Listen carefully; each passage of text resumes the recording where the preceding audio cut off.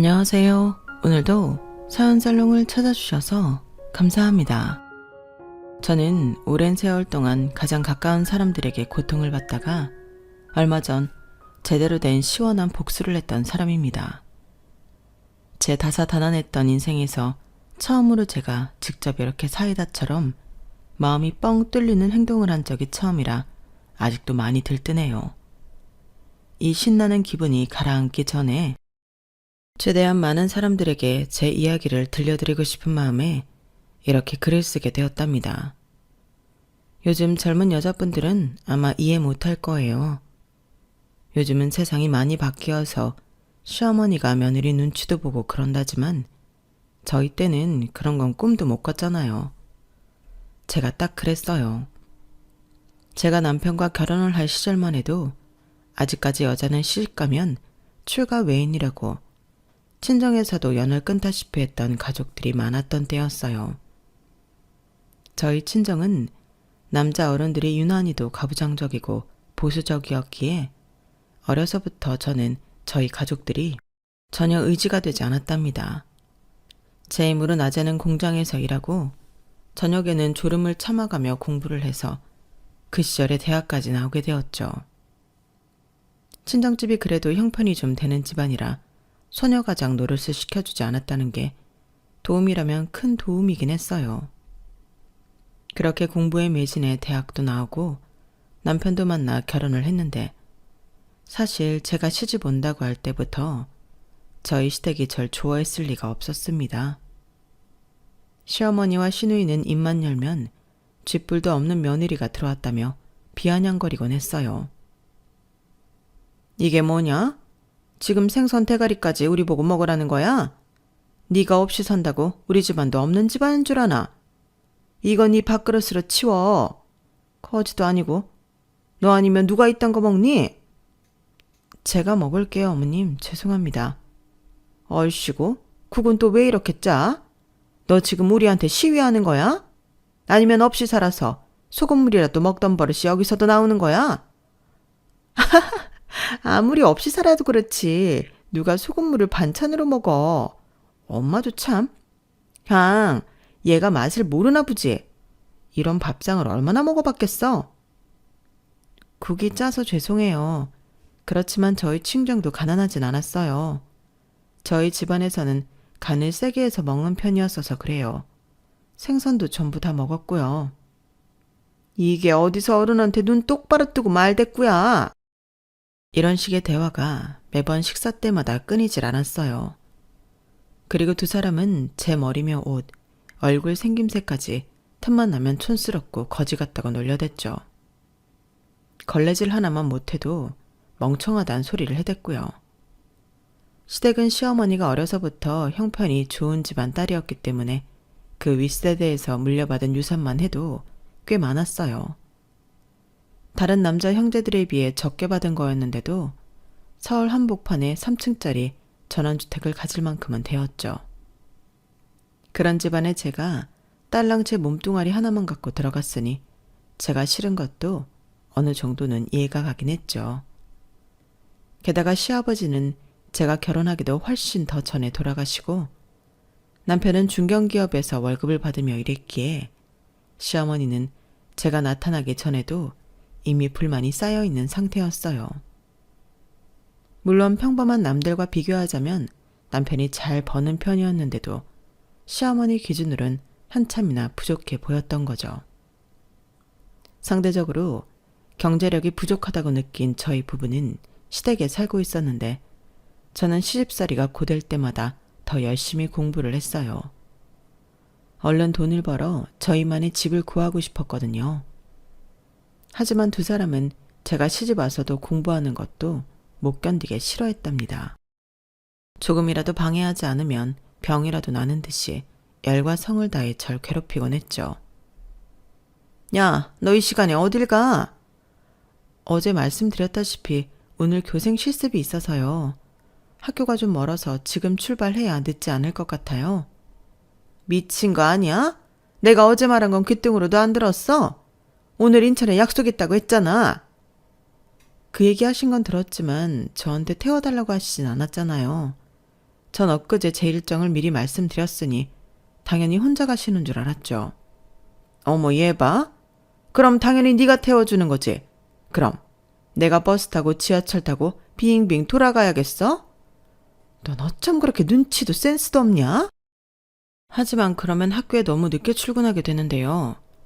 내가 태워줄게 내가. 아침부터 시끄러워 죽겠네. 당신 얼른 학교 가. 내 차 타고 가. 왜 네가 데려다 주니? 네가 맨날 저렇게 감싸고 만더니까 며느리란 애가 아직도 저렇게 말귀를 못 알아먹는 거 아니야. 그럼 교생 실습 나가는 걸 빵꾸 내라고 해요. 그리고 이 사람이 먼저 약속 잡고 얘기도 해놨는데 굳이 오늘 약속을 잡아서 태워달라는 건 뭐야. 둘 다 그만들 좀 해요. 지겨워 죽겠네.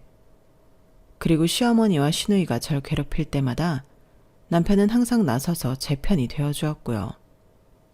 저는 직접 돈을 벌고 대학을 들어가느라 늦은 나이까지 학교를 다녔어야 했는데 남편은 그런 제 사정을 다 알고도 결혼을 강행했을 정도로 제 꿈을 응원해 주었거든요. 사실 처음 친구의 소개로 만났을 때부터 선생님이 되고 싶다는 꿈을 가진 저를 좋게 평가해서 연인 사이로까지 발전한 거였어요. 결혼 후에는 연애 때처럼 말을 살갑게 못하는 남편이었지만 그래도 늘 제 학업을 응원해주는 남편 덕분에 저는 결국 교감의 자리까지 오르게 되었으니 그 점은 항상 고맙게 생각하고 있었죠. 하지만 좋았던 남편과의 관계도 영원하지 못했는데요. 그 불행의 씨앗은 바로 결혼 후 5년이 넘어가도록 저희 사이에 아이가 없었다는 거였어요. 제가 교사가 된 이후 저희는 2번의 임신을 했고 2번의 유산을 겪었어요. 당시 저는 그렇게 좋아하던 교사 일에도 지장이 생길 정도로 큰 마음의 상처를 얻게 되었는데요. 산부인과를 찾아가 검진을 받아보았는데 병원에서는 남편도 저도 임신이 가능할 만큼 건강하지 않다는 진단을 내리더군요. 당시 저희가 시도할 수 있는 방법이 없진 않았지만 요즘처럼 불임에 대한 치료나 제도가 제대로 되어 있지는 않았기에 너무 비싸고 방법도 어려웠어요. 그리고 바로 그 부분에서 저희의 의견이 갈리게 되었죠. 일단 어떤 방법이라도 시도해 봐야 하는 거 아니야? 이렇게 아무것도 안 하고 어영부영 시간 보내다가 나이만 더 들잖아. 나도 곧 있으면 노산이야. 하루라도 젊을 때 시험관이라도 해보자니까. 미쳤어? 그렇게 맨날 병원 다니면서 우리 부부 불임이에요. 광고라도 하자는 거야? 그게 당신이 원하는 거야? 그런 말이 아니잖아. 대체 왜 그렇게 부정적으로만 생각하는 거야? 그렇게라도 아이를 가지고 싶다는 거잖아. 시험관이지 뭔지 그걸 시도하기만 하면 100% 임신이 되냐고. 이번에도 아이가 생겼다가 유산하면 그때까지 든 돈이랑 시간은 그대로 물거품 되는 거 아니야. 100% 성공한다고 장담할 수도 없는데 동네방네 우리 부부 애 못 가진다고 광고까지 해야 하냐고. 왜 그렇게 사람들 시선을 의식하는 거야? 지금 누가 이러쿵저러쿵 하는 게 중요해? 당신은 우리가 아이를 가지는 것보다 남의 시선이 더 중요하냐고. 내가 너무 신경 쓰는 게 아니라 당신이 너무 신경을 안 쓰는 거지. 어떻게 여자가 돼갖고 병원부터 다닐 생각을 해? 백날 첫날 산부인과 들락날락거리는 게 그게 안 창피하냐? 그만큼 간절하다는 거잖아. 여보, 난 정말 아이 가지고 싶다고. 그럼 건강관리를 잘하고 살았어야지. 동네 사람들 병원 들락거린다는 소리를 할 게 아니라. 이 문제로 저희는 약 2년 동안이나 언쟁을 벌였는데요. 결국 합의점을 찾지 못하고 임신을 위한 노력도 하지 못한 채 부부 사이는 영영 멀어지게 되었어요. 그렇다 보니 자연스럽게 저희가 신혼 때 함께 목표했던 것들은 전부 물거품처럼 사라지게 되었죠. 신혼집을 구해서 나가기로 한 것, 아이를 2명 가지기로 한 것, 아이가 10살이 넘으면 해외여행을 가기로 한 것 등등이 말이에요. 모든 희망이 사라지니 저에게 남는 건 전보다도 더 힘든 시댁살이 뿐이었어요. 엎친 데 덮친 격으로 시누이가 아이를 가지게 되면서 시어머니와 시누이는 더욱더 기세가 등등해졌죠. 야, 너 지금 당장 나가서 메론 좀 사와. 메론이요? 지금 이 시간에요? 지금 밤 12시가 넘었는데 어디 가서 메론을 구해요? 뭐? 어디 도매시장이라도 가서 사오라고. 얘는 진짜 뭐 하나 시키면 이렇게 말이 많니 말이. 그럼 애벤 내가 가서 구해오랴? 애도 못 낳는 쓸모없는 년이 말도 지지리도 안 듣냐 하여간. 임산부가 구해달라면 구할 것이지. 너 차는 어디다 두고 말대꾸부터 하니? 당장 차 끌고 나가서 어딜 가든 메론을 구해오란 말이야.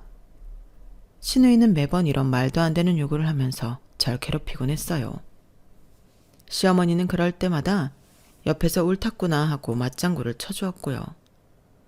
저렇게 닥달을 해서 결국 제가 신우이가 원하는 것을 구해왔더라도 거들떠도 보지 않았던 걸 보면 신우이는 그냥 저를 구박하는 것으로 임신 스트레스를 푸는 것 같았어요. 그리고 그때의 습관이 굳어져 출산을 한 이후에도 저는 신우이의 고된 육아를 다 대신 해주어야 했답니다. 똥기저귀를 가는 것부터 해서 아이를 재우고 울면 달래주고 나중에는 유치원과 학교를 데려다 주는 것까지 제가 도맡아서 했어요. 남편은 제가 잠도 못 자고 건강도 못 챙길 만큼 시댁 식구들한테 시달리는 걸 그저 나 몰라라 무시하기만 했네요. 집안에서 얼마나 구박이 심했는지 다른 선생님들과 다르게 아이들의 수학여행이나 수련회를 따라가는 등의 일정이 생기면 저는 자처해서 봉사를 떠났을 정도로 집에 들어가는 것이 싫었죠.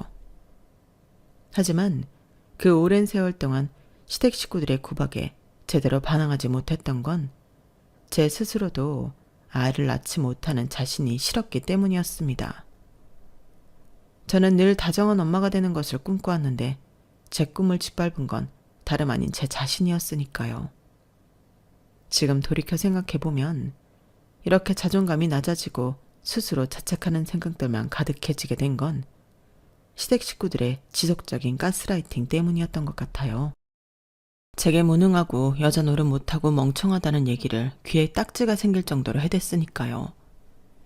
연이은 유산과 남편과의 불화만 해도 자존감이 바닥으로 떨어지기에 충분한데 시어머니와 시누이는 불난 집에 기름을 붓듯 절 괴롭혔으니까요.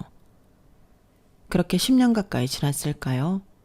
어느 순간부터 깜깜하기만 했던 제 삶에 차츰 따뜻한 햇살이 들어오고 있었어요. 처음엔 신락같이 얇디 얇았던 그 햇살은 시간이 지나면서 점점 제 마음을 가득 채우게 되었죠. 아이러니하게도 그 햇살은 바로 신우이의 딸인 조카 혜린이었는데요. 유치원에 다닐 때부터 똑똑하고 당찬 조카였는데 학교에 들어가더니 시어머니와 신우이가 절 이유 없이 괴롭힐 때마다 똑부러진 목소리로 그러면 안 된다며 일침을 가했어요. 왜 이유 없이 숙모를 괴롭히는 거야? 어차피 탄산음료 안 먹을 거면서 왜 짜장면이 나오자마자 외숙모한테 콜라 사오라고 시키냐고. 외숙모 짜장면이 다 불어 터져버렸잖아. 너 먹으라고 그런 거 아니야. 너 엄마가 괜히 외숙모 괴롭힌다니? 콜라 좋아하는 거 너면서. 그리고 외숙모는 애가 없어서 너한테 이거저거 해주는 것도 좋아하고 그리고 외숙모는 짜장면 불려서 먹는 거 좋아해. 세상에 그런 사람이 어딨어. 그리고 나 짬뽕 먹으면 돼서 콜라 안 먹어도 돼. 내가 콜라 사달라고 하지도 않았잖아. 할머니도 외숙모 좀 그만 괴롭혀요. 학교에서 배웠는데 시어머니가 며느리 이유 없이 괴롭히는 건 나쁜 거랬어요. 신우이는 조카의 말에 진땀을 뻘뻘 흘리며 변명하기 바빴죠. 하나밖에 없는 어린 손녀가 따박따박 지적을 하니 시어머니 얼굴도 난처한 기색이 역력했어요. 그런 일들이 반복되자 시어머니와 신우이는 조카가 올 때면 저를 아예 방 안에 들어가라고 하거나 밖에 나가 있으라는 등 같이 있을 시간 자체를 빼버렸죠. 하지만 그게 오히려 저한테는 귀중한 휴식 시간이 되었어요. 시어머니와 시누이가 함께하지 않는 시간에 저는 부족했던 잠도 자고 식사도 양껏 하고 필요한 공부도 하는 등 개인 시간을 보낼 수 있었답니다. 같이 있는 시간만 줄어들었다 뿐이지 시누이의 게으름 덕분에 조카를 학원에 데려다주고 데리고 오는 건 늘 제 몫이었는데요. 그때마다 조카는 저에게도 시시콜콜 걱정 어린 소리를 했어요. 외숙모도 자꾸 이렇게 엄마가 시킨다고 데리러 오지 말고 싫은 건 싫다고 해. 외숙모도 밖에 나가서는 학교 선생님이고 능력 있는 사람인데 왜 이렇게 할머니랑 엄마한테 주눅 들어서 살아? 그럼 외숙모 오지 마. 외숙모는 너 데려다 주는 건 하나도 안 힘들고 좋은데. 아이, 그런 얘기가 아니고 외숙모가 맨날 힘들게 일만 하고 사니까 그렇지. 알았어. 힘든 건 조금만 할게. 말만 그렇게 하지 말고 나 중학생 되면 엄마 아빠한테 캐나다로 유학 보낸다고 말 들었어. 이미 서류도 다 만들고 있어. 나 없으면 대체 어떻게 하려고 그래? 차라리 외숙모네 집을 구해 나가서 살아. 아휴, 조그만 게 별소리를 다 하네. 알았어.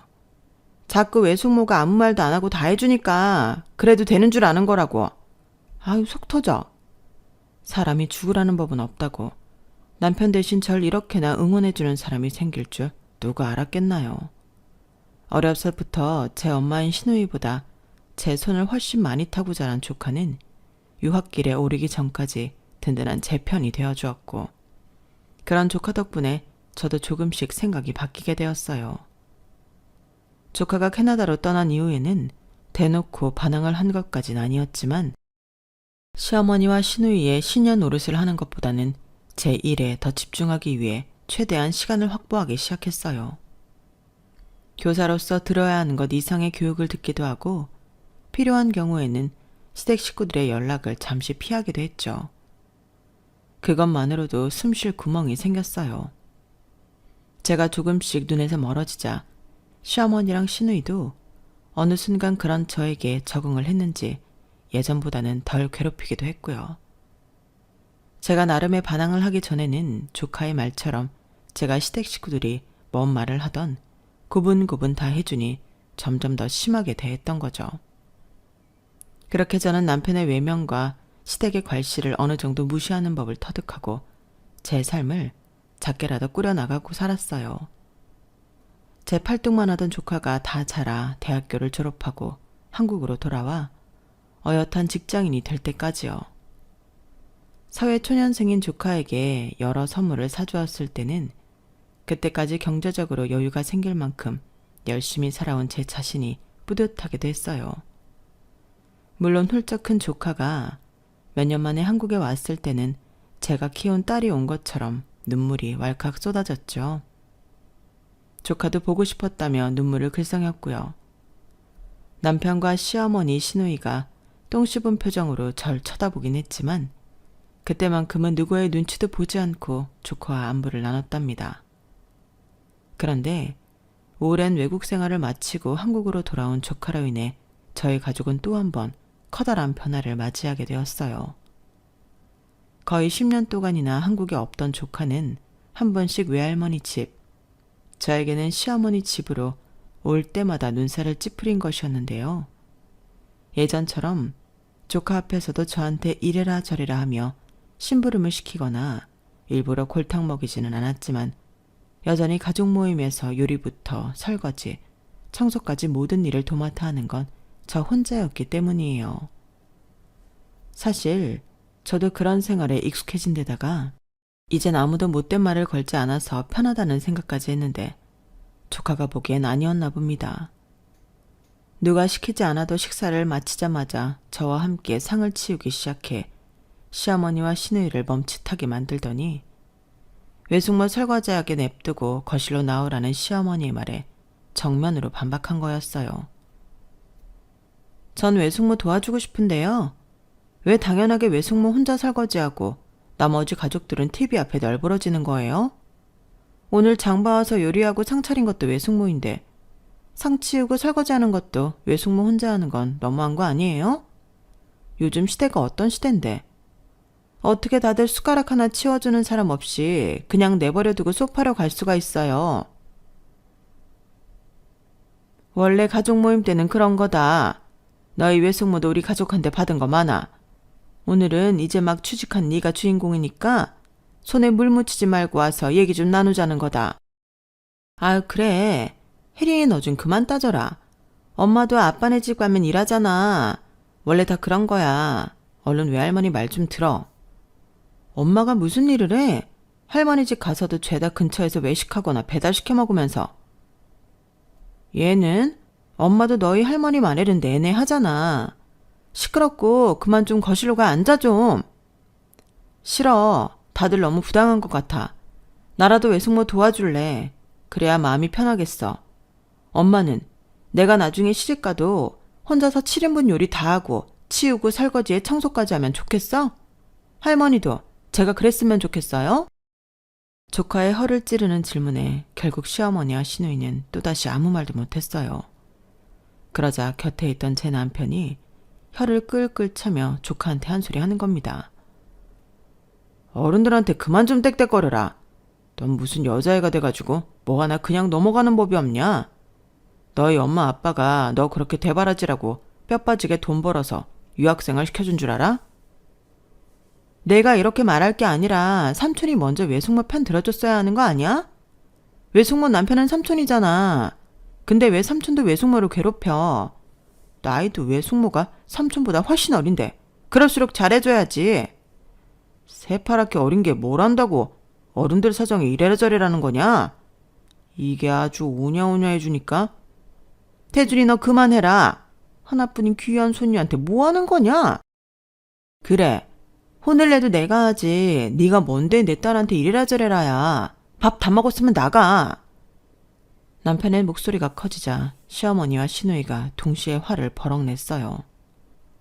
두 사람은 누가 뭐라 해도 조카만큼은 끔찍이 생각했거든요. 남편은 괜한 성질을 내며 수저를 탁 내려놓고 거실로 나가버렸고 시어머니와 시누이도 남편을 뒤따라 말없이 거실로 나갔어요. 하지만 그 찰나의 순간 두 사람이 저를 쳐다보는 눈빛이 왠지 심상치가 않았죠. 저는 조카와 함께 상을 치우고 설거지를 하면서 조용한 목소리로 이야기했어요. 혜린아, 외숙모 정말 괜찮아. 요즘 시대가 어떤지 잘 알긴 하지만 너희 할머니랑 엄마는 옛날 사람이잖아. 외숙모도 옛날 사람이고. 우리 세대는 너네랑 좀 달라. 평생 이렇게 살아왔으니 별로 힘들지도 않고. 예전처럼 뭐라고 하는 것보단 지금처럼 조용히 일만 하는 게 나로서도 편하고 좋아. 괜히 들쑤시지 마라. 어? 그래도 그렇지. 우리 집은 너무 심하잖아. 캐나다에서 이런 일이 있었으면 외숙모가 얼마나 유리하게 이혼할 수 있는지 알아? 그렇지만 이건 외숙모의 삶이잖아. 내가 알아서 할 테니까 너는 엄마랑 할머니한테 살갑게 좀 해드려. 다들 너 오랜만에 봐서 얼마나 네 소식 궁금해하는지 알잖아. 우리 손녀 유학 다녀왔다고 할머니가 너 얼마나 자랑스럽게 생각하시는데. 조카는 제 타이르는 말에 결국 설거지 중간에 거실로 나가 나머지 가족들과 대화를 나눴어요. 그리고 그날 이후로는 더 이상 가족들 앞에서 따박따박 맞는 말을 하는 것을 자제했답니다. 저는 내심 그 정도로만 끝난 게 다행이라고 생각을 했어요. 시어머니와 시누이도 그 일로 절 따로 괴롭히지 않았고요. 그렇게 그날의 일이 잊혀질 때쯤 저희 가족은 시어머니의 70번째 생신을 준비하게 되었어요. 칠순을 맞이한 시어머니는 이번 생일엔 특별히 여행을 다녀오고 싶다고 하셨죠. 저는 시어머니가 돌아다니기 편하도록 날씨가 온화하고 대중교통이나 택시가 잘 되어 있으며 현지 음식도 잘 맞는 그런 여행지를 5군데 조사해 시어머니한테 정리해드렸어요. 시어머니는 제가 알아온 걸 전부 검토한 다음 가장 가까운 일본을 선택했죠. 저는 당연히 여행과 관련한 모든 허드렛 일은 제가 하는 거라고 생각하고 시어머니한테 물어봤어요. 알겠어요, 어머님. 그럼 여기로 비행기표 예약할게요. 다들 금요일 저녁 괜찮으시죠? 아니, 비행기 예약은 하지 마. 엄마가 이번 여행은 비행기가 아닌 배로 가고 싶으시대. 배로요? 일본까지요? 그래, 배로 갈 거다. 요즘 어디 텔레비에서 나오는 거 보니까 크루즈 여행이 그렇게 새로운 재미라더라. 내가 비행기는 타봤어도 이 나이 되도록 크루즈 여행은 안 해보지 않았냐. 이번에는 비행기 대신에 배편을 좀 알아보고 싶다. 아, 네, 알겠어요. 그럼 제가 배를 새로 알아볼게요. 아니야, 내가 할게. 나 아는 지인 통해서 구하면 싸게 좋은 자리를 구할 수 있거든. 그리고 너 자리도 예약해 놓으려고. 너도 이번에는 같이 가자. 저도요? 저번에 우리 혜린이가 그랬잖아. 우리가 너한테 너무 막대한다고. 자기가 시집가서 그런 취급받았으면 좋겠냐고 말이야. 그 말 이후로 엄마랑 내가 얘기를 좀 해연히 했어. 우리가 그동안 너한테 좀 너무했다 싶은 생각이 조금 들더라고. 갑자기 신우이가 그런 얘기를 하는데 솔직히 처음에 전 신우이가 뭘 잘못 먹은 줄 알았어요. 장난을 치는 건가 싶어서 아무 말 없이 신우이의 얼굴을 뚫어져라 쳐다봤더니 신우이는 멋쩍은 표정으로 눈을 피하더군요. 어쨌든 그래서 이번 여행은 너도 같이 가는 거니까 그런 줄 알아. 그럼 제가 호텔이랑 다른 곳들 전부 예약할게요. 그래. 좋은 곳으로 알아서 예약해놔. 어색한 얘기를 한 것도 모자라 웬일로 신우이가 알아서 크루즈표를 구하겠다고 나서길래 저는 진심인가 싶어서 조금 마음이 흔들렸어요. 집에 와서 여행에 필요한 나머지 것들을 준비할 때도 신우이의 말이 계속 떠오르면서 그 오랜 세월 동안 고생했던 게 이런 보답을 받는구나 싶어서 솔직히 눈물도 찔끔 났고요. 저는 최대한 시댁 식구들 취향과 사정에 맞춰 숙소, 음식점, 현지 교통편까지 전부 예약을 해두었어요. 그리고 시댁 식구들, 시어머니와 신우이와 남편에게도 이 모든 정보를 공유해줬어요. 저도 모르게 이번 여행은 조금 다를 거라는 기대를 가지면서요. 그렇게 시간이 흘러 여행이 하루 앞으로 다가오게 되었어요. 전날 저녁, 저는 분주하게 짐을 싸느라 잠도 거의 못 자다시피 했습니다. 시어머니와 신우이가 챙기기 싫다고 저한테 대신 챙기려고 한 것들이 너무 많아서 거의 이삿짐 싸듯이 준비를 해야 했거든요. 드라이기, 샴푸, 린스, 즉석밥, 김치, 후라이팬 등 가장 큰 사이즈의 캐리어에도 다 담기지 못해 캐리어를 하나 더 썼어야 했어요. 원래도 틈만 나면 외박을 하던 남편은 여행 전날까지도 외박을 하면서 자기 짐도 알아서 챙기고 오라고 했죠. 결국 저 혼자 4명분의 짐을 챙겨 아침 일찍 항구로 나가야 하는 것이었어요. 저는 혼자 낑낑대며 제 몸만한 캐리어 3개를 겨우 싣고 약속 시간인 아침 8시 10분 전에 항구에 도착했는데요. 10분 전이니 다들 곧 오겠거니 하고 기다리는데 30분이 지나고 1시간이 지나도 아무도 모습을 드러내지 않는 거예요. 연락도 되지 않았고요. 처음에는 그때 비가 추적추적 내리고 있어서 교통편 때문에 다들 늦는가 보다 싶었어요. 그래도 1시간이나 늦는 건 이상하다는 생각이 들었지만 일단 표를 새로 끊어야 하나 싶어 일본 가는 크루즈 여행 배편을 알아보았는데 그날 일본으로 가는 배편은 존재하지도 않는다는 황당한 답변을 듣게 되었어요. 크루즈 따위는 애초부터 없었다는 얘기를 듣고 이게 대체 무슨 일인지 혼란스러워하는데 1시간이나 연락이 안 되던 남편에게서 전화가 오는 겁니다. 그것도 영상통화로요. 저는 얼른 전화를 받았어요. 여보세요? 다들 지금 어디예요? 나는 지금 항구 앞인데. 아직도 항구라고? 어머, 얘 비까지 맞고 있는 거 봐. 엄마, 이거 봐봐. 화면의 가운데 밑엔 남편의 얼굴이 있었고 그 위 양옆으로는 시어머니와 신우이가 절 들여다보고 있었어요. 두 사람이 뒷배경을 다 가리니 대충 실내에 있다는 것 알겠는데 정확한 장소를 모르겠더군요. 세 사람은 화면으로 절 보면서 깔깔거리면서 웃었어요. 비 오는 항구 앞에서 아주 물에 빠진 생쥐꼴이 됐구나. 그럼 그렇지. 엄마가 말했지? 얘는 의심 같은 건 일절할 줄 모른다고. 천치 같은 게 그런 생각을 할 것 같아? 우리 공항이야, 공항. 당신 정말 몰랐어? 너도 진짜 무식하다. 어떻게 그걸 믿냐? 우리는 이제 30분 뒤에 발리로 날아가니까 혼자 일본을 가든지 아님 항구에서 계속 비를 맞고 있던지. 그리고 너, 내가 경고하는데 우리 딸 번호 지워라. 내가 저번에도 둘이 연락하고 지내지 말라고 했지? 이제 너한테 애 등에고 심부름 시킬 일 없으니까 얼른 지워. 신우의 말을 끝으로 전화는 끊어졌고 그때서야 저는 세 사람에게 완전히 속았다는 걸 깨달았어요. 혼자서 무거운 캐리어를 이고 치고 비까지 맞으면서 서 있는데 순간적으로 눈물이 왈칵 쏟아졌죠. 그 오랜 시간 동안 구박을 받고 살았으면서 잠시라도 그 인간들의 마음이 진심일 거라고 믿은 스스로가 너무나 바보 같았어요. 그리고 그때까지 묻어졌던 제 감각이 다 살아나는 것만 같았습니다. 무시당하고 괄시당하는 게 일상이라 아무렇지 않다고 믿었는데 그것조차 스스로를 속이고 있었던 것 같아 그동안엔 제 삶이 못 견디게 불쌍하고 처량하게 느껴졌죠. 그렇게 한참을 빗속에서 울었던 것 같네요. 겨우 감정을 추스르고 집으로 오는 길에 저는 이대로 당하고 있을 수만은 없다는 생각이 점점 강렬하게 들었어요. 그 오랜 세월 동안 세 사람한테 당했던 걸 생각하면 어떤 짓을 해도 분이 풀리지 않을 것만 같았죠.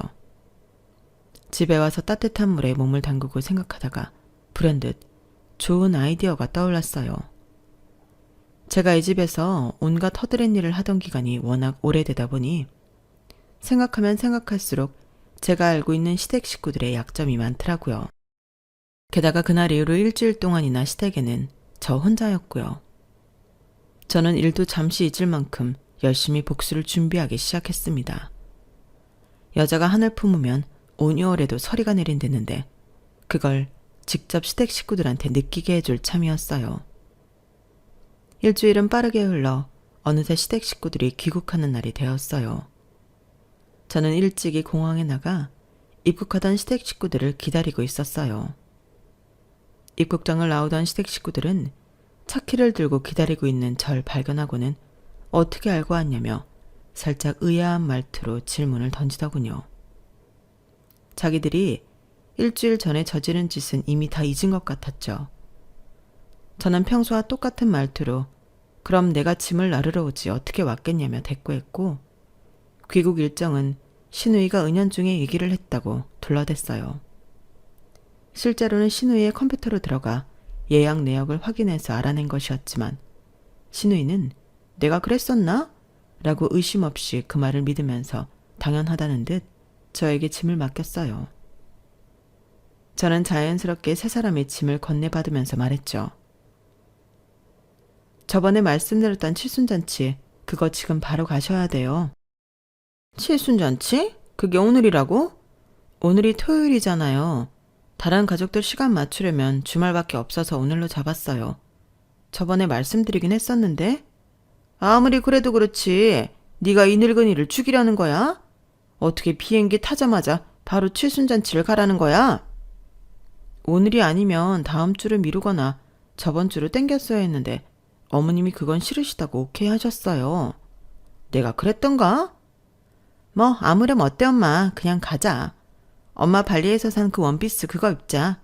촌스럽게 한복 입지 말고. 너 한복 같은 거 준비 안 했지?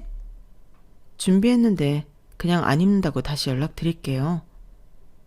사실 시어머니 역시 귀국 당일날 칠순잔치를 한다고 한 적은 없었어요. 그냥 제가 시어머니가 잔소리했을 법한 내용들로만 둘러대니 그랬나 보다 하는 거였죠. 저는 속으로 누가 누구 보고 천치라는 건지 모르겠어서 코웃음을 쳤네요. 어쨌든 전 세 사람을 싣고 예약된 장소로 갔습니다. 이름만 대면 누구나 아는 유명한 호텔의 라운지룸이었죠. 룸 안에는 제가 초대했던 친척들이 모두 와 있었고 시어머니는 중간에 갈아입은 화사한 옷을 입고 들어갔어요. 세월이 많이 지나 시어머니도 나이가 들어 예전만은 못했지만 그래도 그 집안에서 가장 체력, 즉 힘이 많은 사람은 시어머니였기에 시어머니는 여전히 포스 있게 자리에 앉으셨죠. 그때까지만 해도 그 자리에 있는 친척들은 시어머니의 칠순을 축하해주며 덕담도 선물도 건네드렸어요. 가족들끼리 서로 안부 인사를 마친 뒤 저는 미리 준비한 마이크를 켜고 룸 한가운데에 섰습니다. 모두들 의아한 반응이었고 누구보다도 시어머니와 시누이, 남편이 가장 놀란 얼굴이었죠. 저는 세 사람을 똑바로 쳐다보며 입을 열었어요. 어머님, 70번째 생신을 맞이하신 거 축하드려요. 지난 30년 가까이 어머님 밑에서 지내면서 제가 어머님께 얼마나 많은 것들을 배웠는지 몰라요. 늘 감사드리고 오래오래 사셨으면 좋겠어요. 그런 저의 마음을 담아 이번 칠순 생신 선물은 특별한 걸 준비했는데요. 그리고 제가 품에서 종이 한 장을 꺼내어 읽기 시작하자 곧바로 루마는 웅성거리는 소리로 가득 차기 시작했어요. 기억하시죠? 15년 전 제가 저희 부부의 신혼집을 마련하고 싶어서 분양받았던 아파트가 있었다는 걸요. 그때는 그런 아파트 청약 따위는 별거 아니라며 차라리 그걸 담보로 저희 형님 명의의 카페를 차리고 싶다고 해서 그대로 내주었었잖아요. 물론 더 이상 남편과 따로 살고 싶은 마음은 없어서 제가 내버려 두고 있었지만 그 아파트 값이 지금은 자그마치 28억이에요. 제 말을 들은 시어머니와 시누이, 남편의 얼굴이 창백해졌어요. 저는 시시각각으로 변하는 세 사람의 모습을 즐기기 시작했죠. 그 아파트 하나로 남편이 치킨집, 아이스크림 가게 망쳐놓고 형님이 카페 망쳐놓을 자금을 모두 마련하셨죠. 그러면서 잃은 돈이 부자인 어머님 기준으로 그렇게 큰 돈은 아니시죠. 그래서 담보를 철회하려고요. 이미 은행에 방문해 제 의사를 전부 밝힌 상황이고요. 아마 다음 주부터 많은 연락을 받게 되실 거예요. 깜짝 놀라셨죠? 제가 환하게 웃으며 서프라이즈를 외치자 시어머니는 테이블을 힘껏 내려치며 너 이년이 감히? 라며 호통을 치셨지만 더 이상 할 수 있는 말이 없었는지 애꿎은 테이블만 계속 내리치셨어요. 시누이는 믿을 수 없다는 얼굴이었고 남편 역시 비오듯 땀을 흘리기만 했죠. 사람들은 더욱더 웅성거리기 시작했어요. 그리고 전 마지막 쐐기를 박았습니다. 아참, 어머님 예전에 부모님께 물려받았다는 집도 형님이 어머님 몰래 대출 몇 건 받은 거 여전히 걸려있는 거 아시죠? 어머님 딸을 너무 고급지게 키우셔서 그런지 돈 쓰는 스케일이 남다르더라고요. 혜린이 유학자금이 어디서 그렇게 넘치게 나왔나 했더니 그게 다 어머님 집에서 나온 거였더라고요. 이건 알려준 제가 고맙죠. 오늘이 그냥 생신도 아니고 칠순이시니까 이건 보너스예요. 세상에, 어머님 이거 다 수습하시려면 여기 계신 가족분들께 손이라도 벌리셔야겠네요. 제 마지막 말이 끝나자 웅성거리던 소리는 뚝 끊겼고 쥐중은 듯한 침묵이 루만을 가득 채웠어요. 일간 친척들은 제 마지막 말에 눈알을 굴리며 서로 눈치만 보고 있었죠. 숨막히는 침묵 속에서 남편이 자리를 박차고 일어나며 고함을 질렀어요. 지금 그 말들을 믿으라고 하는 거야? 당신이 그런 짓 하게 우리가 가만히 둘 것 같아? 어디 집안 어른들 다 모아놓고 헛소리야. 그래, 말 잘했다. 당신 선물도 있어. 뭐? 아직 안 끝났다는 소리야. 자, 여기 이혼장이야. 저는 품에서 이혼장도 꺼내서 있는 힘껏 남편 얼굴로 던져버렸습니다. 일가 친척들은 그 모습을 보고 미련 없이 자리에서 일어나 나갈 채비를 하기 시작했어요. 그러자 시어머니가 절박한 목소리로 소리를 지르기 시작했죠. 지금 천연이 우리를 모함하는 거야. 천연이 문제인 거라고. 네가 감히 이런 자리에서 우리한테 이런 망신을 줘? 내 딸이 뭐 어쩌고 저쩌? 네가 사기친 거지. 네 년이 더러운 뒷공작으로 사기를 친 거 아니냐고. 내가 네 수작에 놀아날 것 같아? 노망나셨어요?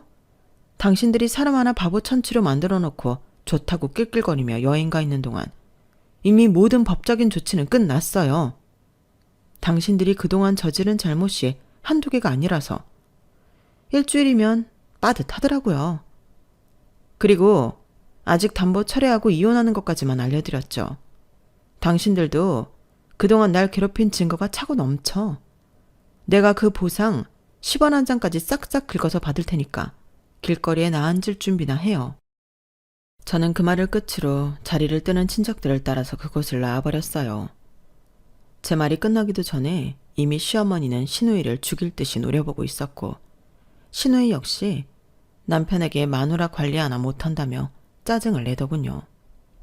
벌써부터 서로 삿대질을 하기 시작했으니 더 이상 제가 거기서 세 사람이 망가지는 모습을 지켜볼 필요가 없었네요. 그리고 저는 찾아가야 할 사람이 있었어요. 이미 일찌감치 복도로 나와 있었던 조카 혜린이었죠. 혜린아, 외숙모가 결국 이렇게 다 터트려버려서 미안해. 저 사람들한테는 하나도 안 미안한데 혜린이한테는 너무 미안해. 아니야. 나는 오히려 외숙모가 직접 이렇게 행동하는 게 정말 잘한 행동이라고 생각해. 외숙모, 그동안 너무 많이 힘들었잖아. 나쁜 사람들이 벌 받은 거지. 뭐, 난 신경 쓰지 말고 계획했던 거 하나도 빠뜨리지 말고 전부 실행해. 그건 외숙모의 정당한 권리니까. 그리고 뭐, 우리 집안은 혼 좀 나야 돼. 고마워. 혹시 너한테 힘든 일이 생기면 외숙모한테 언제든지 연락해. 알았지? 조카의 표정은 사실 마냥 밝지만은 않았지만 그래도 끝까지 절 보고 웃어주더군요. 저는 그런 조카를 꼭 안아준 뒤 조카의 말대로 저의 정당한 권리를 모두 행사했습니다. 담보를 철회하니 시댁으로는 하루가 멀다 하고 비토 촉장이 날아가기 시작했고 시어머니의 돈으로 겨우 그 빚의 이자들을 막아낼 때쯤엔 제가 고소장을 때렸어요. 지속적인 괴롭힘과 금품 갈취 등으로요. 남편과의 이혼에서는 당연히 막대한 위자료를 받게 되었고 시어머니와 시누이에게도 받아낼 위자료가 한가득이었죠. 특히 지난 기록들을 모두 뒤져봤을 때 시댁 사람들이 절 일부러 골탕 먹이려고 금전적인 손해를 보게 한 행동이 몇 건이 쏟아져 나왔어요. 핸드폰을 자주 안 바꾸길 천만 다행이었네요.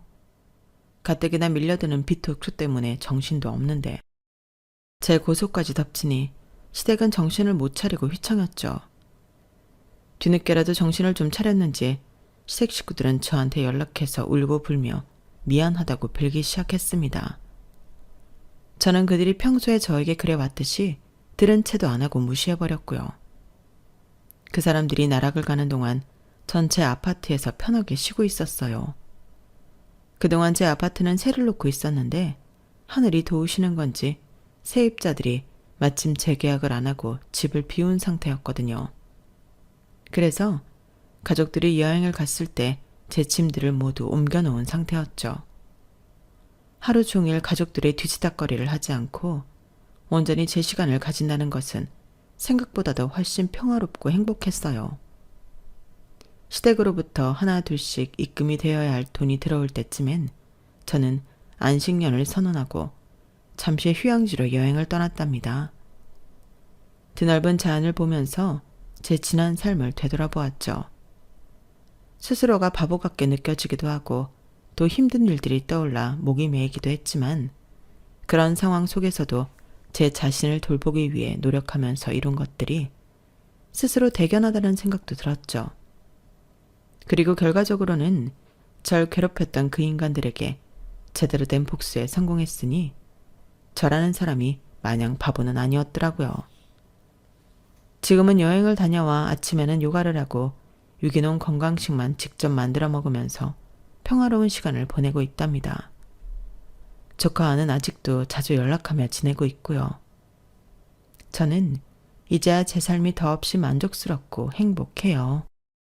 그리고 만약 저처럼 당하고만 사는 삶이 익숙하다고 느끼는 분이 있다면 꼭 그 삶에서 안주하지 말고 정당하게 스스로의 권리를 챙기라고 말씀을 드리고 싶어요.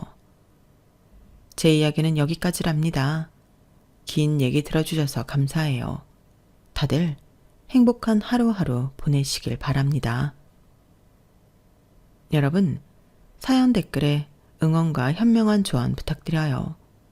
좋아요와 구독은 저에게 큰 힘이 됩니다. 오늘도 좋은 일 가득하세요.